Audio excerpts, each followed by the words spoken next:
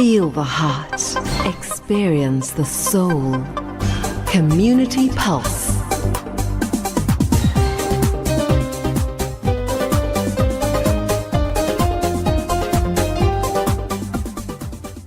أعوذ بالله من الشيطان الرجيم بسم الله الرحمن الرحيم السلام عليكم ورحمة الله وبركاته and a very warm welcome. This is Community Pulse on Radio 786 on 100.4 FM. My name is Zainab Bean. Now Dr. Faiez Kirsten this morning will be talking about the mathematical miracle in the Qur'an, inshallah. In studio, Dr. Faiez joins me. Assalamu alaikum.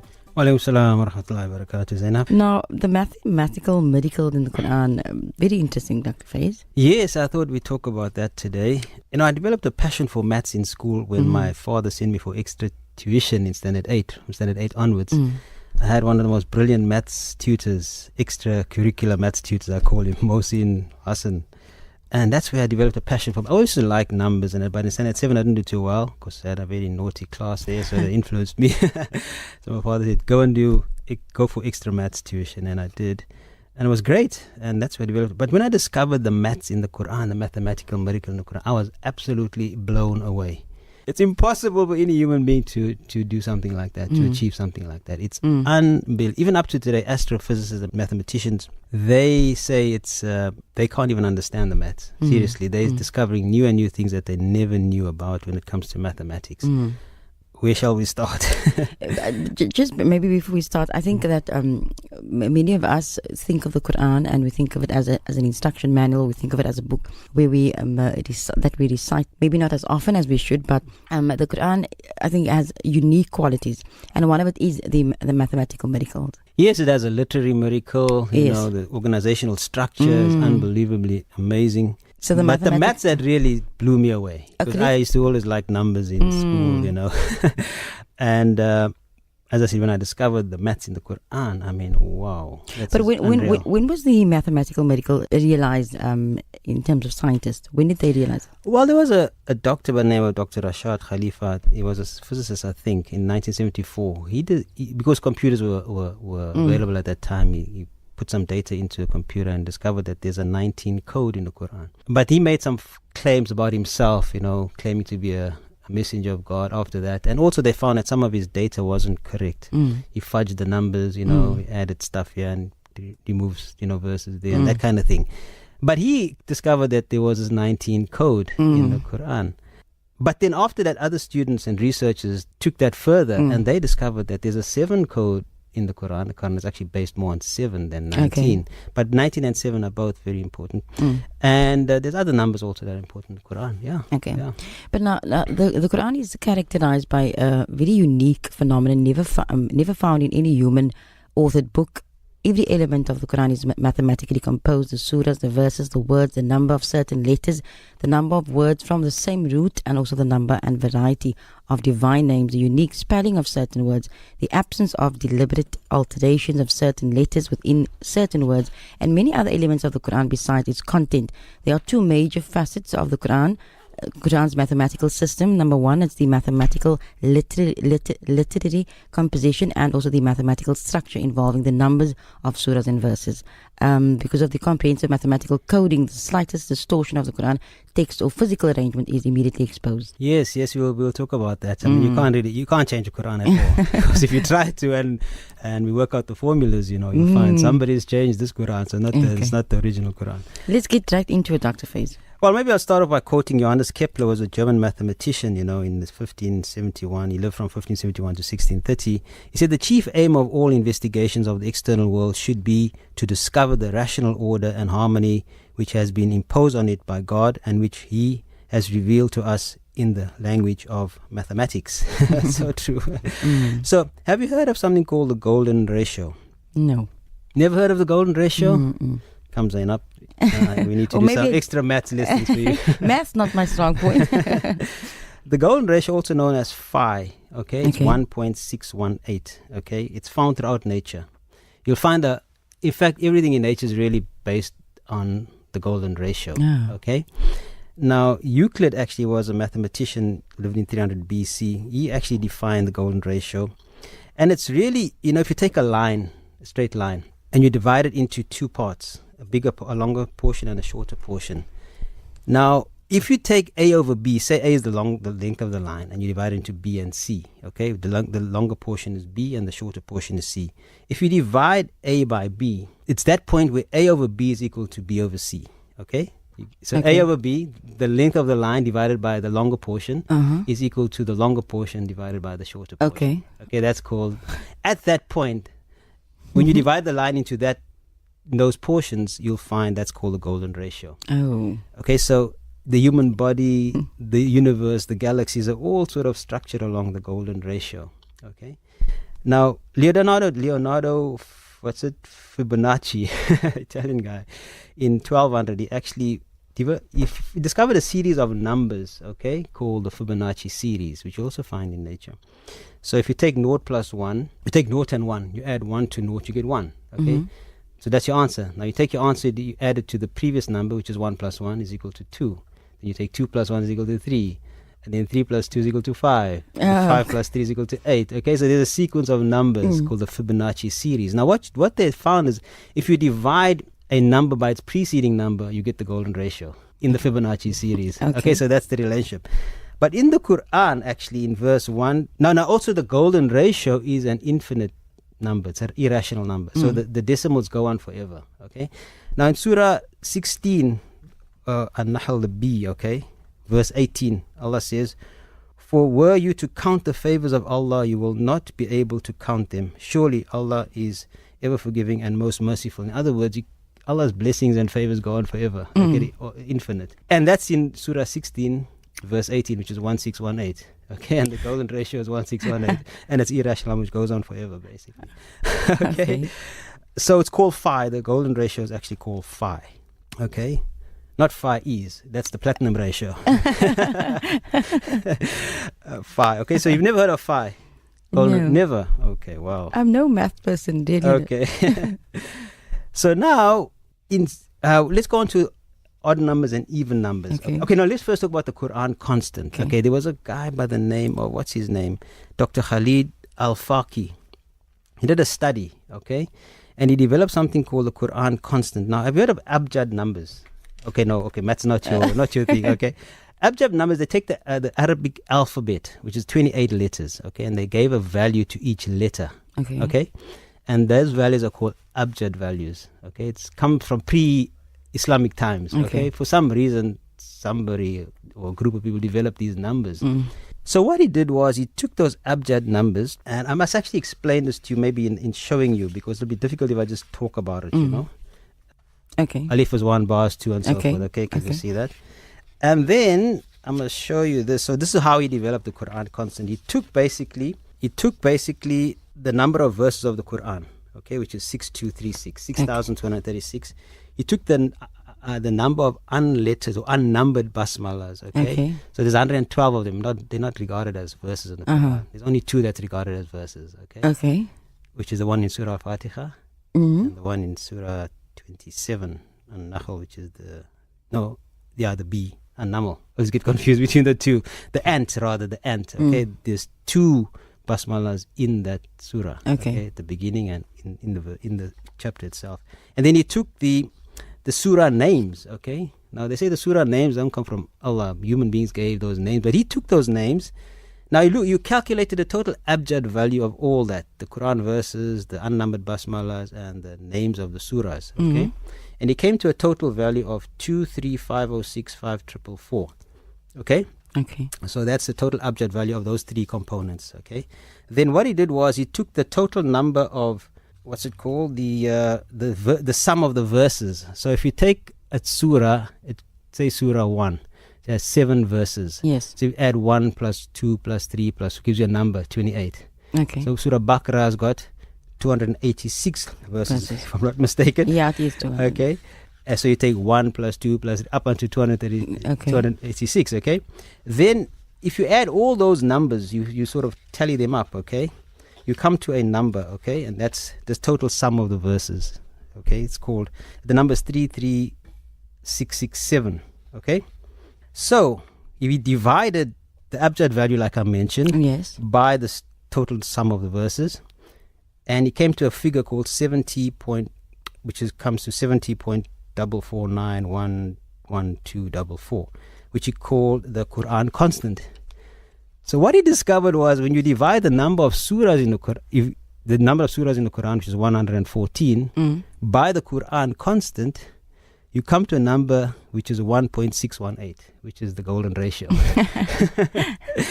Which is not exactly the golden ratio. Okay, the golden ratio is 1.618 node 3339887, and he came to a figure of 1.61818. But if you round it off to 3 decimals, and it's exactly the same number. The difference is like very insignificant. It's like 0.0001% difference. Okay, so in all intents and purposes, it's basically the same number. Yeah. Now imagine that. That's fascinating stuff, right? It is. Now let's talk about the odds and the evens in the Quran. Okay. Now in Surah 89, Surah Al-Fajr, the dawn. Okay, it says, it says, wal fajr walayalin ashr washaf'i wal watr. Now washaf'i wal watr means by the even and the odd. Okay, by the even and the odd. Okay, so if you take your chapter numbers, there's 114. Okay, there's 114 chapters. You put them in a table, you'll see that table there. Okay. Now if you take the verse, the number of verses in each chapter, put in the same table. Okay, obviously the first table will be one odd, one even, one odd, one even, because 1, 2, 3, 4, 5. Okay, that's up to 114. Okay, but if you take the verses in each chapter, the number of verses, in each chapter, and you put in the table, so chapter 1 will have 7 verses, chapter 2 will have 286 verses, and so forth. There's no arrangement of the numbers. Some are odd, some are even. Okay, in fact, there's 54 chapters with odd numbers and 60 with even numbers. Okay, in this table. Okay, but now what you do is if you take, let me just see here. Okay, so now if you add the chapter number to the verse number, okay, then you get another table. Okay, so if you take chapter 1 added to 7 verses, you get a table with the first number will be 8. Okay. So chapter 2 is 286 verses added to the number 2, you get 288. Yes. Okay, so you get another table. Okay, and that's even and uneven. Okay, now now in this table, now what you do is you'll find that 57 of these numbers are odd, okay, and 57 are even. If you add 57 to 57, you get what? 114. But if you take the even numbers, you just take the even numbers and you add them all up, you come to 6236, which is the number of verses in the Quran. And if you take the odd numbers and you add them together, you come to 6555, which is the sum of the chapter numbers. So if you add 1 plus 2 plus 314. Unbelievable. Sure. So by the even and the odd. Okay. Shall we move on to some more examples? And just before you continue, and that is in Surah Al-Fajr. That's Surah Al-Fajr 89. Okay. Yeah. Sure. It's mind-boggling stuff, and the Quran actually challenges anyone to actually produce a Quran I actually saw a video where the I don't know if it's an artist, but it is someone that actually wrote down the number of verses. I think similar to what you're explaining, the number of verses also, and then he did a graph, and the graph comes to a lot. I saw that. Yes, I saw that. That was amazing. Yeah. I saw that a while ago, actually. Yeah. Very interesting. Okay, so just coming back to that, we said that in that one table there'll be 60, chapters with even number of verses, and 54 chapters with odd number of verses. Okay, with odd number of verses. Now, of those 60 with even numbered of verses, 30, will be even numbered surahs, and 30 will be odd numbered surahs in that 60. Okay, and in the 54 with odd numbered verses, 27 of those chapters would be even, and 27 would be odd numbered surahs. Okay, so that's crazy stuff. Okay, so Allah actually challenges. He says, in Surah Isra, which is the 17th surah, verse 88, say, if the whole of mankind and jinns were to gather together to produce the like of this Quran, they could not produce the like thereof, even if they backed up each other with help and support.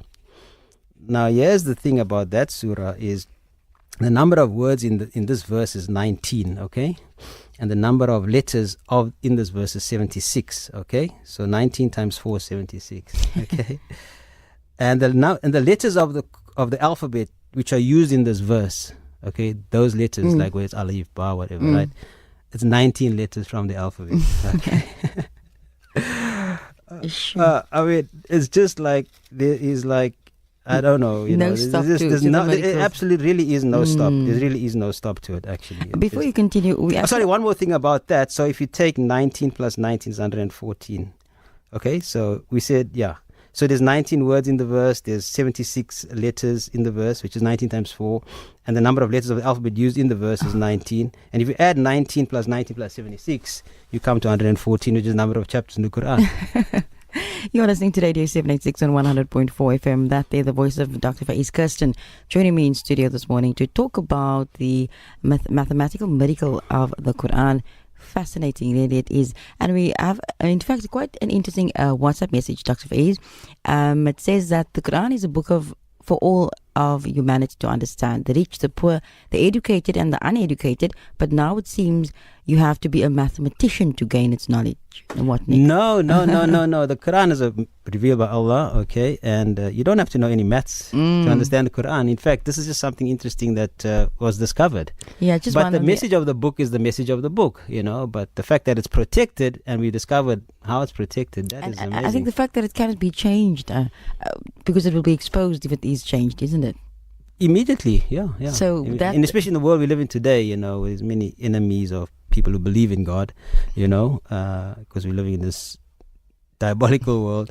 But here's the proof. I also think that this kind of proves what has been said all the time, that the Quran was not a man-written book. It can't be. I mean, they say the Quran, actually, Allah challenges anyone, jinn or human beings, to produce just one. Because every letter is a miracle in the Quran.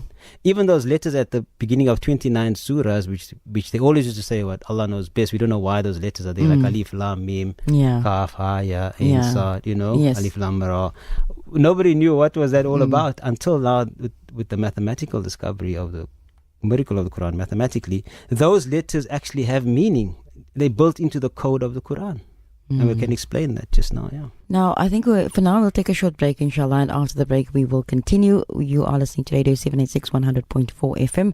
The miracle of the Quran, the mathematical miracle of the Quran is being explained. Just before we continue and go for that break, there's one more WhatsApp message that reads, Dr. Faiez, you just described Allah when you said that there's no stop to the concepts. He is infinite. After the break, inshallah, we continue.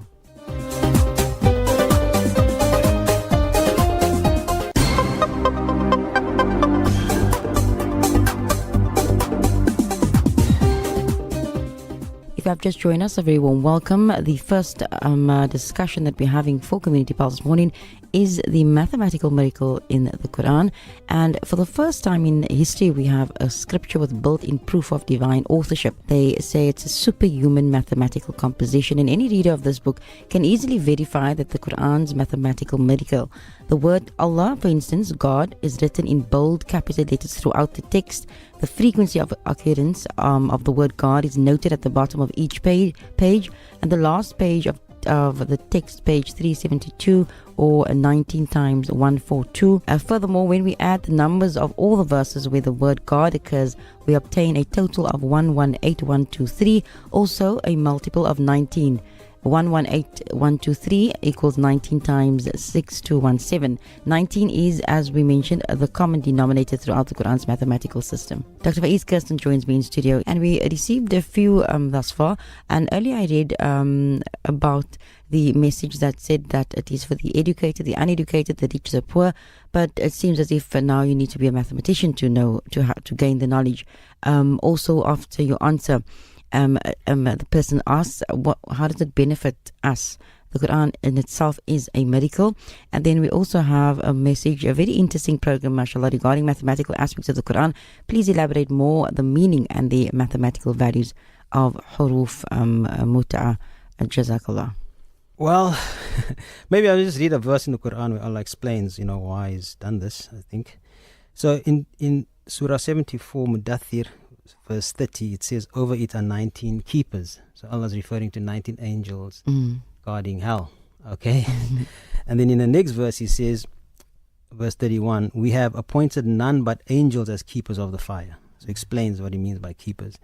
And we have not made their number, but as a trial for the unbelievers, so that those who have been endowed with the book, the Torah and so forth, will be convinced, and the believers' faith will increase. So there you have it. Okay? And neither those who have been endowed with the book nor the believers will fall into any doubt.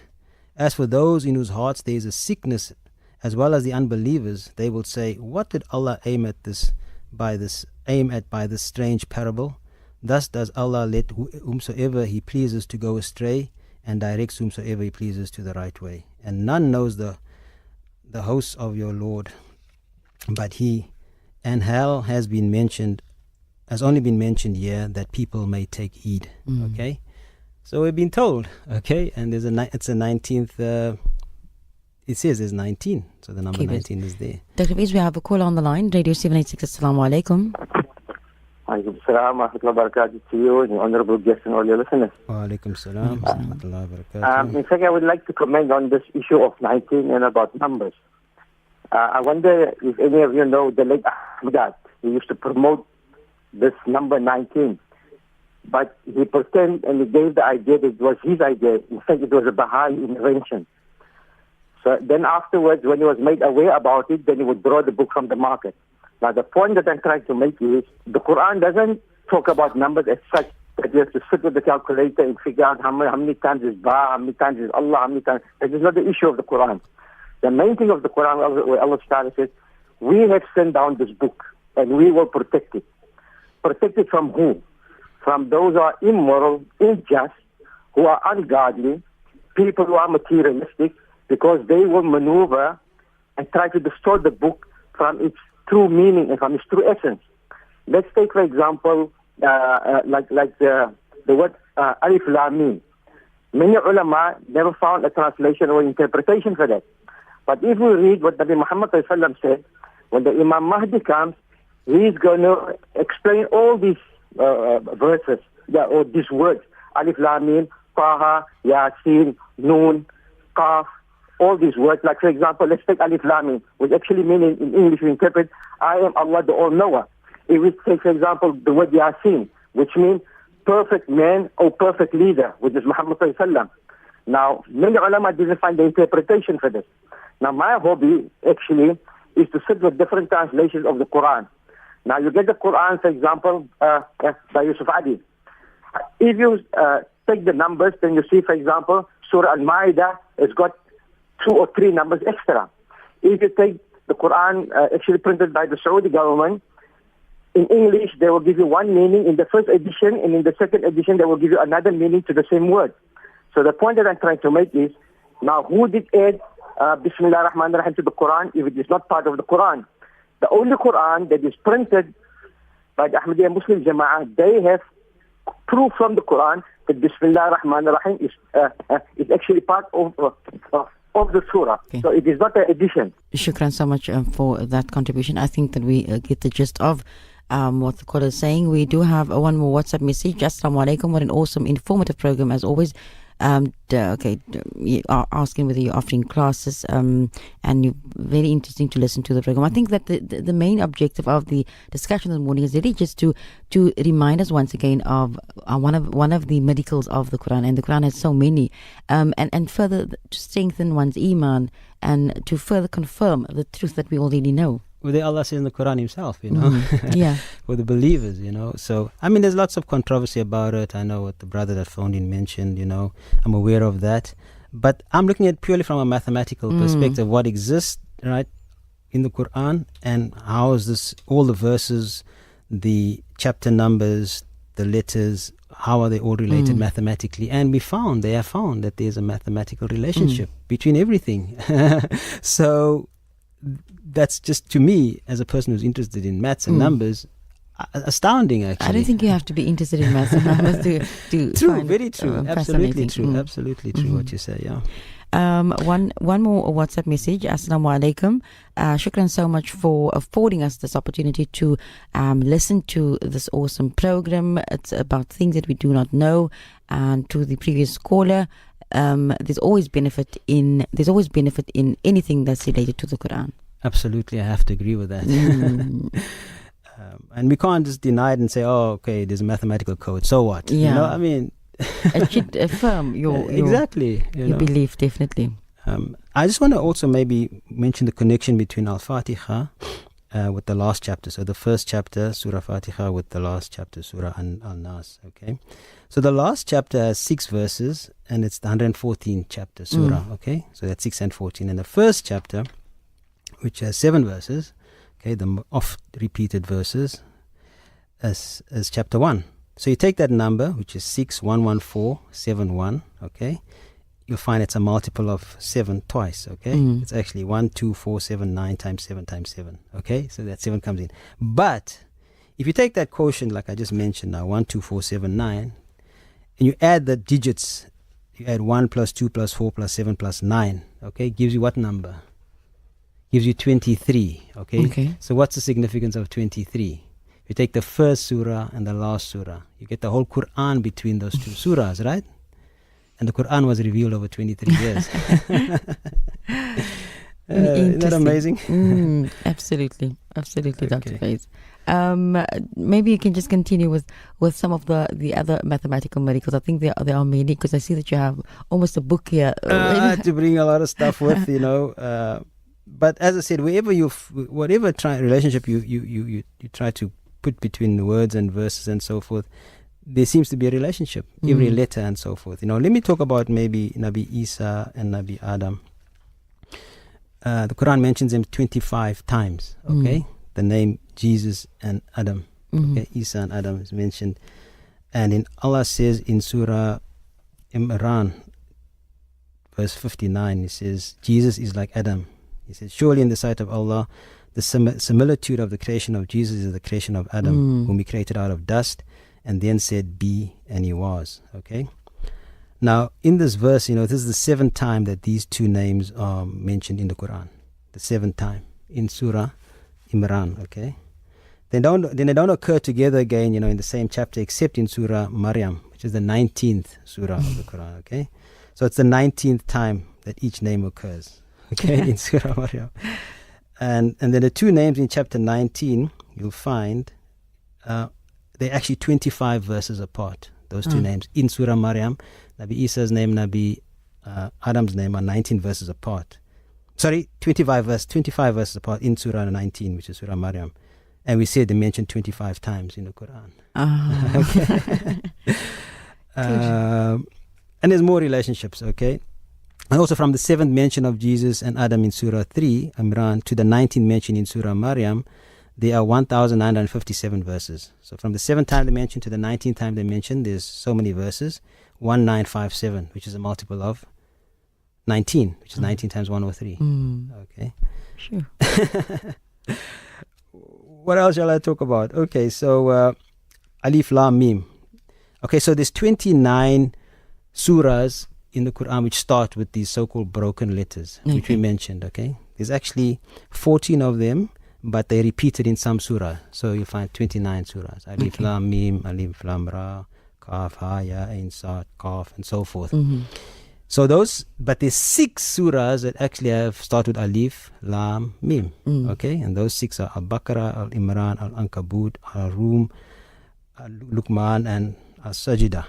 Okay, now if you tabulate these 29, each of them will have a number. So the first one, which will have broken letters, is first one will have Alif Lam Mim, is Al-Baqarah. So that's number 1.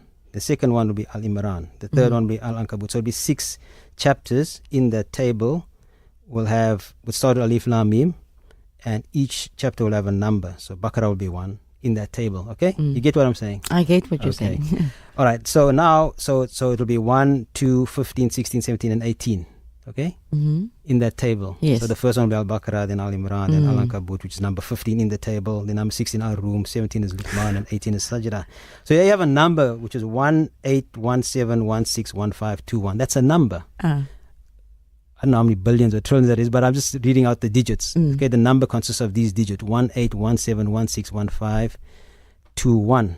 Okay, which is actually a multiple of 7. Okay, so it's a quotient. Okay, the quotient of that, if you divide that number by 7, you get a number, but that number itself is divisible by 7. Okay, you get another number, and that number itself is divisible by 7. So you get a final quotient. Okay, which is 5297847. Now, that number, in other words, so 1817161521 is a multiple of 7 3 times. Okay? Okay. But what happens if you actually add up this last quotient, okay, which is 5297,847? That's the last quotient you get by dividing that initial number by 7 3 times. You get a quotient. If you take each digit of the quotient separately and you add them together, so it'll be 5 plus 2 plus 9 plus 7 plus 8 plus 4 plus 7. It's 42, which is a multiple of 7. 7 6 is 42. Okay. And 6 now it's 42 is equal to 6 times 7, right? And 6 is the total number of surahs beginning with Alif Lam Mim. It's mind-boggling stuff, right? We just have one WhatsApp message that came through. Just a reminder, this is Radio 786 100.4 FM. Dr. Faiez, Kirsten speaking about the mathematical miracle in the Quran. The question asked is the 99 names of Allah subhanahu wa ta'ala, is there any significance in the number 99? I'm not sure. Oh, there must be, but I haven't really studied that in depth. Okay, I read something about 99. 100 minus 1 is 99, and there was some significance about it, but I haven't really gone into that specific aspect, the 99 names of Allah. Yeah. Now, you can WhatsApp us on 0786 10 11 12 or give us a call 021699 1786. It is 8 minutes to 10 o'clock, and Dr. Faiez Kirsten joins me in studio speaking about some fascinating things here this morning, the mathematical miracle in the Quran. And although I'm not a mathematical person, maths person, I do find it quite fascinating, and I think it is really a means of, so if you are someone that is maths inclined, you will find this more fascinating, because obviously, and this could be part of how someone actually finds the truth in this message. Very much so, yeah, very much. There's a lot of doubt, of course. Yes. People always attacking the Quran. And I mean, there's no way that this could be designed or orchestrated by anyone.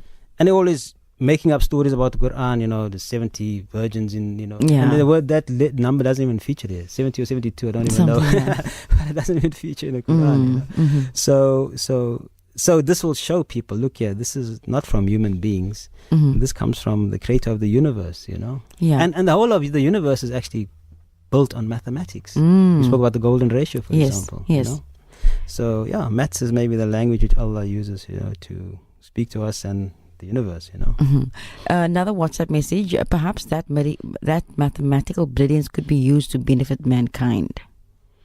Well, I think mankind is using the mathematical brilliance of maths, for bad purposes, because we spoke a lot about stuff that's happening, in the world, and brilliant scientists that are using their skill and their talents, for diabolical reasons, like the mind control stuff, which is very sad, but, this is what they are doing. That's their choice, and if the Quran is the word of God, and Allah talks about hell, Jahannam and Jannah, and you're going to spend your time there forever, then I don't understand why people would get involved in diabolical stuff when Allah says in the Quran, those who don't do righteous deeds, they would be punished for that. Absolutely. Dr. Faiez, but in terms of just concluding this morning, what in your opinion does this tell not just Muslims but also those who are seekers of truth? Well, if you have any doubt about the fact that the Quran is from God, then you can't have any more doubt if you study the Quran itself. You don't have to know the mathematics or the literally. You'll get this feeling, if Allah decides He's going to open your heart to the Quran and to the fact that He does exist, then you're one of the fortunate ones. Allah guides whomsoever He wants, But if you don't take the first step, then you're never going to get closer to Allah, So it's up to the individual person. But the fact that there's mathematical code in the Quran which proves, well, not necessarily just the code itself, but the many ways in which Allah proves that the Quran is from Him. But there's another way that we can use, to know for sure that, the Quran comes from Allah. Just very interesting, the verse in 46:10 says, proclaim what if it is from God and you disbelieved in it. A witness from the children of Israel has borne witness to a similar phenomena, and he has believed while you have turned arrogant to believe. God does not guide the wicked, as you said, that Allah guides whom Allah wills. Correct, yeah, absolutely. I mean, that's the truth. Now, here's one more WhatsApp message. Assalamu alaikum. Shukran so much for this discussion. Please, can I have details to Dr. Faiez? We'll do that at the end of the discussion, inshallah. And it is as was said, that this can only strengthen one's iman. We have a caller. Let's go to the lines. Radio 786. Assalamu alaikum. Wa alaikum assalam. Started enjoying your program. It's not the first time that this mathematical model has been proposed for the Quran. I just need to ask the doctor which mushaf did he use, or which qira'ah are they using? Because apparently they are using the qira'ah of Asim or Hafs. Yeah, it's a Hafs. Because there is a major, massive difference in number of ayat in the Quran regarded by the different qira'at, as well as the number of letters in a surah. For instance, if you just look at Surah Fatiha, because this mathematical model has to do with the number of letters in a ayah, number of ayahs in a verse, and so forth. So if you're looking at Surah Fatiha, for instance, 7 of the 10 Qur'an reads Maliki Yawmiddin. So obviously, there is one letter less already. Then if you look at the Qira'ah of Hamza, he reads